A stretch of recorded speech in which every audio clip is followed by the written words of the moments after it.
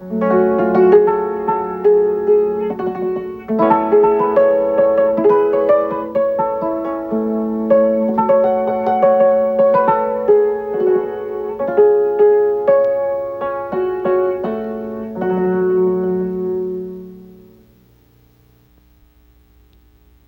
happy to have you with us again today as we continue our study of major themes in the New Testament from a Middle Eastern perspective.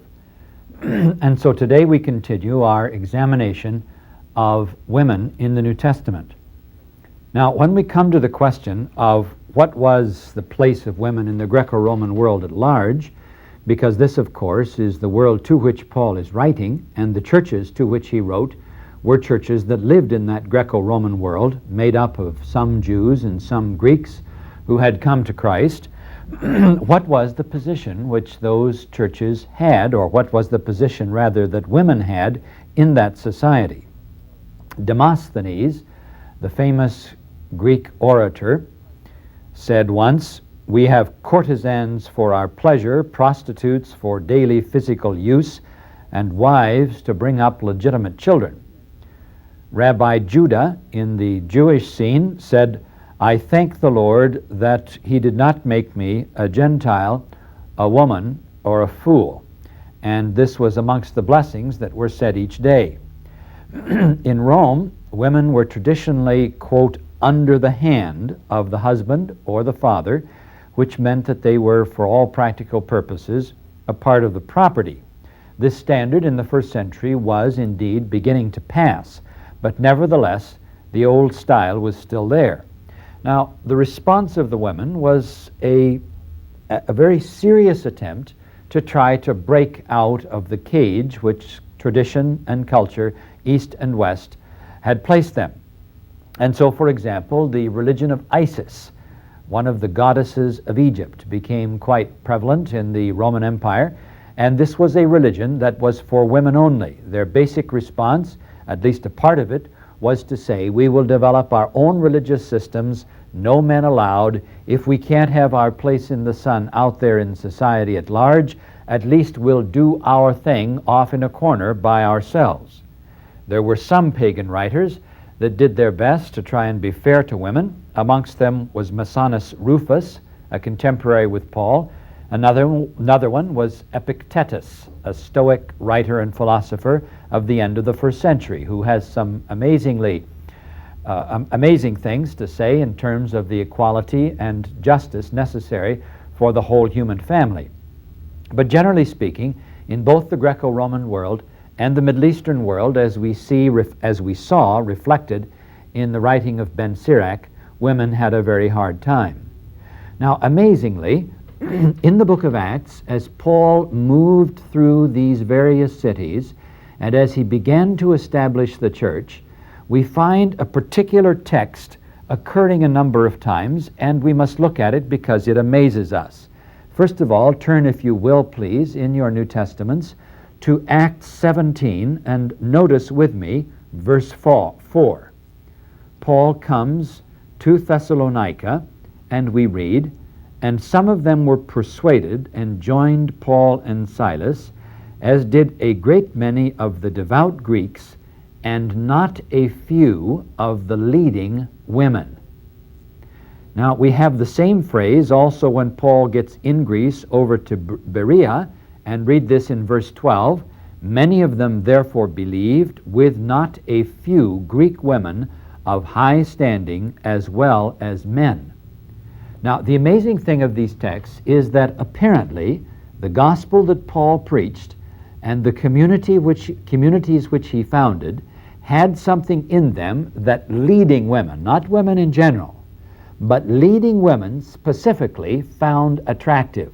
Now, in any kind of a liberation movement, it is the leading people that we watch. Here are the leading women who obviously are those who will be on the forefront of the women who are trying to find their place in the sun, and they found Paul attractive. So this must also sort of feed into our minds as we try to understand the texts that are now under scrutiny for us in this study. Another important one in the book of Acts is Acts 16. And in this case, we will begin now with verse 11. It's the famous story of Lydia and Paul's arrival there, coming from Troas and coming to Philippi. First of all, he finds a place of prayer, and it says he spoke to the women who had come together. Paul has come a long ways. So far as the rabbis were concerned, it was not possible for a man to speak to a woman even in a public place, even if the woman was his own wife. This is what amazes us when we find Jesus seated beside the road on the way in the middle of Samaria, talking to the woman of Sychar, there in the early chapters of the book of John. But here is Paul, who himself grew up in this kind of a world, and he is now ready to address a group composed entirely of women. And one of them is Lydia, and Lydia invites Paul and his companion Silas to come to her house. Obviously, she is a woman of some means. She may have been single, or she may have been a widow, we don't know. And her house obviously means servants and other people. It would not have been appropriate for her to have invited these two men had she not had others in the house, of course. And so they come, and they are guests in her house. A community gradually develops, and of course we know the story of the jailer. Paul goes out of his way to help a slave girl. You can't get much farther down in the social scale to be a slave girl in that society. And they drag Paul. They're mad because they're losing money over this girl. So they drag Paul in front of the magistrates and they begin to beat him. Now, Paul is a Roman citizen. Later on in the book of Acts, he is caught by the Jews in the temple area, and there's a big fuss. The Romans break into the temple area, they grab Paul, they take him into the middle of the Roman garrison, and they tie him up in order to beat him and examine him under beating. Paul says, "You can't do this to me. I'm a Roman citizen." And the man who ties him up is scared to death because of the judgment that could fall on him for having only tied up a Roman citizen. But in this case, back here, and he, of course, unties him immediately, and they call Paul aside, and what's going on? Well, we're very sorry, we didn't know you were a Roman citizen, and so on, and immediately the problem is solved. So Paul has a pass in his pocket which will guarantee careful protection before the law in the presence of any Roman official. Philippi was a colony of Romans, and they were very proud of the fact that they were authentically Roman and a colony of Rome. Now, what happens in Philippi? Paul, the Roman citizen, in front of the magistrates, keeps his mouth shut while they beat him half to death. Now, there has to be a very good reason. Paul isn't stupid. It's not a matter of he couldn't get their attention. It isn't that he can't remember. It isn't that it doesn't really matter to him whether he's beaten half to death or not. He's too intelligent for that and quite ready to flash his card whenever he needs it and thinks it's appropriate. So we have to ask, why did he keep his mouth shut on this occasion? And if we look carefully at the text, we can figure out the reason. You know the story. In the night there is an earthquake. Paul and his companions do not run out. The jailer is scared lest the people have escaped. He's going to kill himself. Paul says, "We're safe. Don't do anything to yourself." The man is amazed. He gets Paul and Silas into the house, hears their story, and he accepts the gospel and is baptized, we are told, with all of his family. All right, next morning, verse 35. "But when it was day, the magistrates sent the police, saying, 'Let those men go.'" All right, the magistrates tell the jailer tells Paul, and Paul says, "Let them come and take us out themselves, because we are Roman citizens." Well, now, why didn't he say that 24 hours earlier and saved himself all of this trouble? Why does he say it now? Follow the story and you will quickly discover why. he makes the magistrates come, go into the prison with him, and let's read it. The police reported these words to the magistrates, and they were afraid when they heard that they were Roman citizens. So they, the magistrates, came and apologized to them, and they, this is the magistrates still, took them out and asked them to leave the city. So they went out of the prison and visited Lydia. Now, who is this crowd that's coming out of the prison? Well, it's Paul, Silas, and the magistrates.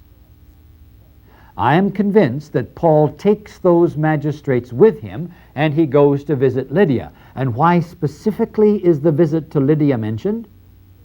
It's because Paul is taking these magistrates who are scared to death. They could be crucified for this if it's reported. And they've beaten Roman citizens, uncondemned, half to death, and left them overnight in prison. Paul goes with the magistrates, and he goes to visit Lydia, and everybody sits around and exchanges very polite remarks one to another, and Paul doesn't have to say a word. But the point is, magistrates, I'm leaving town. But there's a community of Christians that meets in the home of this distinguished businesswoman who sells purple. And if anything happens to this woman or the people who worship in her house, I just might have to report what happened to me in your town. And that would be too bad, wouldn't it? Doesn't have to say that, because everybody knows exactly what it's all about. Paul is willing to use the suffering of his own body as a power play in order to protect this tiny group of Christians led by and worshiping in the house of a woman. And from this point on, Paul and the Corinthians are, as we would say in Arabic, semna al-asal. They're butter and honey. They are very good friends, and this is the one congregation that does not give Paul any trouble. All right, here is Paul, the man who attracts leading women, who finds himself willing to speak and teach leading women, who is willing to himself get beaten half to death to protect a church that is led by a woman. It is in the light of these things that we turn now to the 14th chapter of 1 Corinthians. Open, if you will, please, to that well-read and often misquoted chapter, and we'll try and see what it's all about. You see, the Corinthians were a very tough crowd. Look back for just a minute, if you will, to 1 Corinthians 6, and you'll see how tough this crowd really was. Paul in 1 Corinthians 6:9 says, "Do not be deceived, neither the immoral, nor idolaters, nor adulterers, nor active homosexuals, nor passive homosexuals, nor robbers, nor thieves, nor greedy, nor drunkards, nor revelers will inherit the kingdom of God, and such were some of you." So, this is a very tough church, and trying to get some kind of order in that kind of a society is very, very difficult. These are dock workers. These are very simple people who drag boats across the isthmus of Corinth from one side to the other. It's a culture and a people without any roots in it, because people had been brought in order to drag the boats across the isthmus of Corinth, a very narrow strip of ground that kept the freight ships from going all the way around Greece, where there were lots of rocks, and it was very dangerous for the small ships of ancient times. There had been no city. Suddenly it came up out of nothing, and there are no old traditions that hold the city or the community together. Speaking many languages, nothing really in common that will give a structure to their family life and society. All right, so these people are meeting together, and they don't know how to conduct themselves in a way that is edifying to the entire community. So what happens? Well, first of all of the prophets, men and women, all try and talk at once. And so one fellow is shouting and somebody else is trying to shout him down, and it's complete confusion. And so Paul, earlier on in chapter 14, verse 20, starting with 26, and in verse 28, he says, "Let each of them keep silent in church and speak to himself and to God." If somebody else is talking, and if you have a prophecy for which there is no interpretation, for heaven's sakes, let the men who want to do this please keep quiet in church. All right, because he says God is not a God of confusion, but of peace. Namely, the issue is the confusion that was taking place in the meetings of this Corinthian church when everybody tried to talk at once. Well, the prophets all want to talk at once, and it seems that the women all wanted to ask their questions. Now, this text to me makes marvelous sense because of the fact that it's been my privilege to try to teach very simple village women in isolated villages in the south of Egypt that have the same, roughly, much of the same background educationally that we can suppose was the background of these Corinthian women. I have tried to teach adult women who have never been in school a day in their lives, have never listened to a radio, never watched a TV, never sat in a discussion, and their attention span is 15 seconds. Now, what do you do with these kind of women? Well, I found I could never teach more than 3 of them. So I would get the 3 and have them seated in front of me. And these were, by the way, the brightest of the class. And then I would break up my information in 15-second nuggets. And I would call the first woman by her name, Ya Hannah, mother of Hannah. Then I would give her that 15 seconds of information, and of course the other 2 ladies are not listening. And then by 15 seconds, Hannah's mind has gone off to something else. Then I call the second lady by name. I give her the same little 15 seconds of information. These 2 ladies, of course, aren't listening. And then I call the third lady by name, and I do the same thing. Then I start the process over. Now, what are they doing in the meantime? Well, they're sitting there discussing somebody in the back room who's making a cup of coffee, and somebody else on the top of a house next door who's sorting out some corn, and there's somebody went by in a donkey and they've got to talk about that, and there's a dog wanders in and out, and there's a few chickens around, a couple of kids on the floor, and there's all kinds of stuff going on around them, and they are within earshot of about 15 people, so you've got 4 or 5 conversations going at once, and in the middle of this, with the mind going around like this, the lady hears, Butros, that's her name, huh? Okay, you've got her for 15 seconds, and she's gone. Now, what happens when you get a group of women with this kind of attention span in a church? I've tried to address them there as well. Well, the preacher starts preaching, this is Bailey in this case, and so very soon the women start chattering amongst themselves because their 15-second attention span is gone, and so the chatter amongst the women gets louder and louder and louder. Finally, it's so loud, the men who are a bit more sophisticated, they get to town, they sit around and discuss politics with people from other villages, which the women do not. Finally, the racket from the women's side of the church, they're all seated by themselves, is so loud they can't hear the preacher. So one of the elders stands up and he bangs on a big wooden division between the men and the women, and he says, "Will the women please be quiet?" In a real loud voice. The women are all quiet. Bailey goes on preaching. Very gradually the racket starts again. Pretty soon, 15 minutes later, they can't hear the preacher any longer. He stands up and starts banging again. Okay, the sermon is about 45 minutes. 45 minutes later, after 3 or 4 scenes like this, we're finally done. I mean, you know, that's an ordinary Sunday morning. Now, Paul is preaching in Greek. I'm sure the language of the community was Greek. That was the only common language they had. Many of these dear people, probably Greek wasn't even their first language. And so they can't understand that. And so they've got a million questions.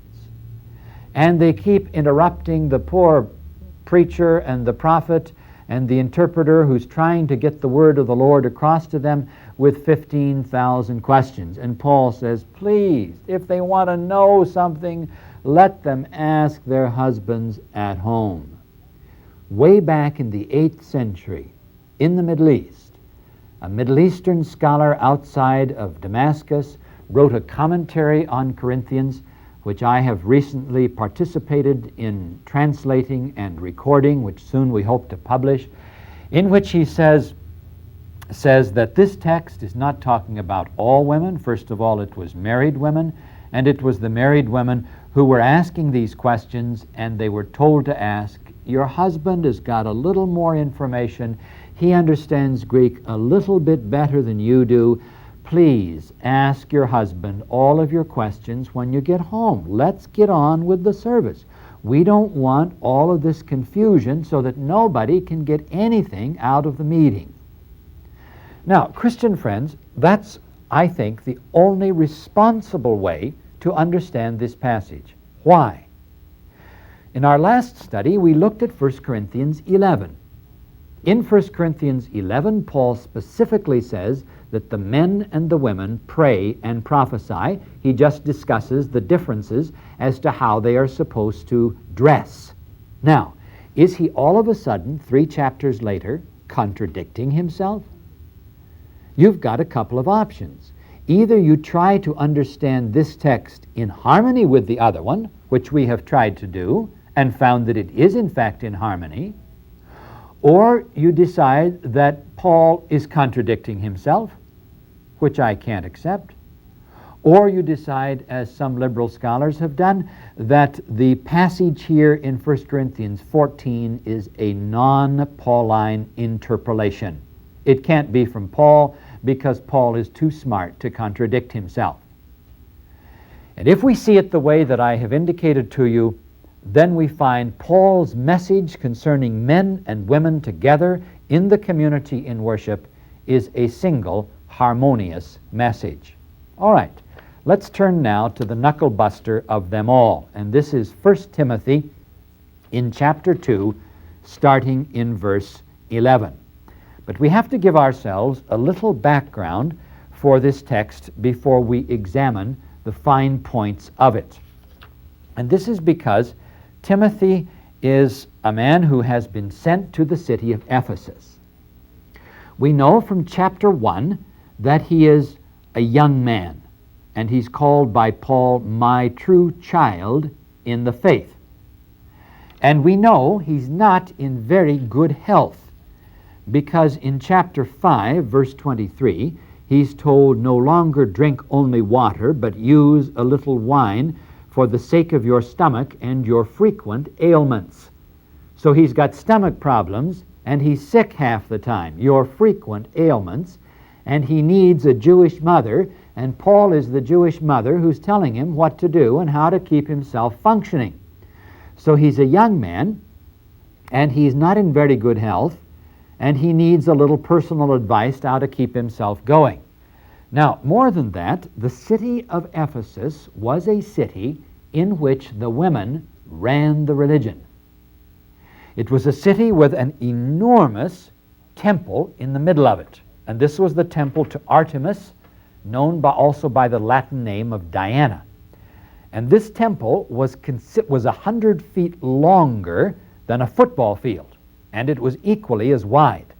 And the pillars, of which there were some 60 of them, stood 20 meters high. There were 127 of these columns that stood over 65 feet high. Now imagine a temple that is longer than a football field and equally as wide, with 127 columns standing over 60 feet high, and ordinarily 10 feet is a story, so this is now 6 stories high. This is an enormous building. It was one of the wonders of the ancient world. You've heard of the 7 wonders of the ancient world. This temple was one of them, and the temple was run by women. So you have a temple dedicated to a goddess. The goddess herself had a whole series of about 25 breasts on the front, and her worship was connected to fertility, and women run the religion of the city. And along with this, we know that there had broken out amongst the Christians in Ephesus the teaching of a Greek heresy. What was this heresy? Well, It was a part of the Gnostic heresy. Gnosticism was the infiltration into the Christian faith of some of the ideas of the Greek philosophical background, which said the body is evil and the spirit is good. Everything matter that you can touch and feel is all evil and the source of evil, and the goal of life is to escape from matter so that you can become spiritual and thereby good. Now, people who allowed this kind of theological thinking, it's really philosophical thinking, to invade their theology, ended up deciding a Christian cannot enjoy a good meal because food has to do with the body, and that's evil, and a Christian cannot get married, and if you get married, you certainly shouldn't have any children, because to do so is to cooperate with the body, and the body is evil. Now, what tells us that these ideas were already sort of infiltrating the Christian church? We know this from the 4th chapter of 1 Timothy, the very book we're discussing, which we are told Paul talks about the people who have deceitful spirits and doctrines of demons, whose pretensions of liars, their consciences are seared, who forbid marriage and enjoin abstinence from food. They don't know anything, says Paul, for everything created by God is good, and nothing is to be rejected if it is received with thanksgiving, for then it is consecrated by the word of God and prayer. These people who say food and sex are of the devil are mistaken. Blessed by God, they are a blessing. And he's not talking about the last days. They thought they were living in the last days in their time. And so what Paul is saying as he writes this letter is we can try to reconstruct what had happened in that church. Timothy is a young man. He's sick. He's not very strong-willed. He's sent to a city in which women are running the religion of the town, and the teaching of heresy has broken out in this church. Now, we know from early church documents that the people who taught this Gnostic heresy, many of them were women, and some of their names we have. One of them was a fellow by the name of Simon Magnus, who was a man, but he had his consort whose name was Helen, who was a prostitute from Tyre, and she said that she was the Holy Spirit. Then a fellow by the name of Mark Magnus had his girlfriend whose name was Marcellina. Then there was a Philomena, and there was a couple of prophetesses in the early years, one called Priscilla and the other called Maximilla.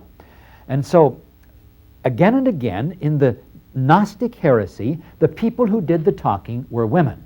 One of them shows up in the book of Revelation, in which she's called Jezebel, and we're told that she had somehow confused the other part of Gnosticism, which said if the spirit is sufficiently isolated from the body, then what happens to the body doesn't matter. And so the idea of sacred prostitution was now possible. You have isolated your spirit, your body can do whatever you want it to do.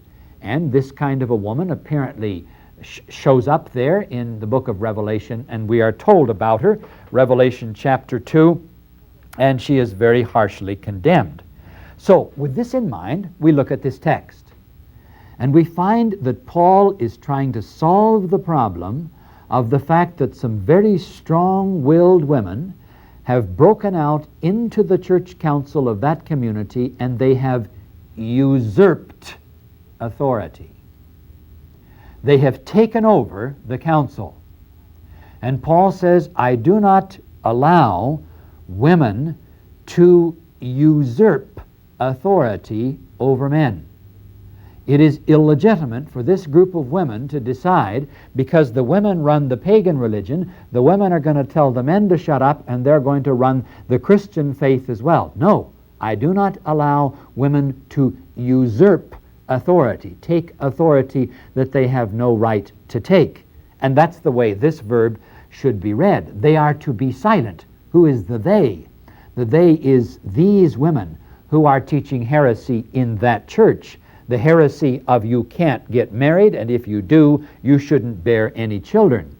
Why? Well, okay, tell him Adam was deceived by Eve. Now, very interestingly, that's not what Paul says in Corinthians and Romans. He says, in Adam all die, by which he means Adam and Eve, because Adam in Hebrew means both of them. And here he's blaming Eve. How come? Well, he's mad.